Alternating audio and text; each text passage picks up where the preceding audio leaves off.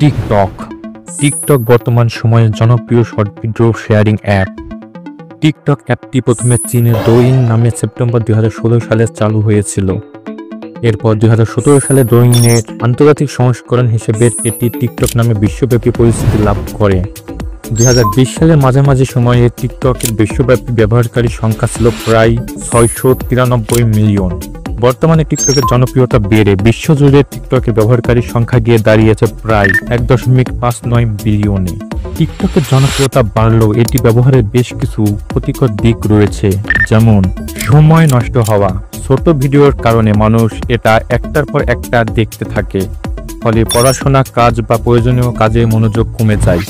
নিয়মিত ব্যবহারকারীরা ঘন্টার পর ঘন্টা টিকটকে কাটিয়ে দেয়, যা মানসিক স্বাস্থ্যের জন্য ক্ষতিকর।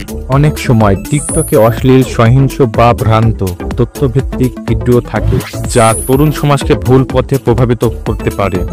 এসব ক্ষতিকর দিক মাথায় রেখে বিভিন্ন দেশ বিভিন্ন সময়ে তাদের জাতীয় নিরাপত্তা, ডেটা সুরক্ষা, অপপ্রচার রোধ এবং সামাজিক সম্প্রীতির জন্য ক্ষতিকর বিষয়বস্তু ছড়িয়ে পড়ার আশঙ্কায় টিকটক ব্যান করার পরেও কিভাবে টিকটকের জনপ্রিয়তা এখনো বাড়ছে সেটাই ব্যাখ্যা করার চেষ্টা করব। সঙ্গে রয়েছে আমি ক্লাউডি আকাশ, আপনারা দেখছেন ক্লাউডি বট ইনফরমেশন ইউনিট।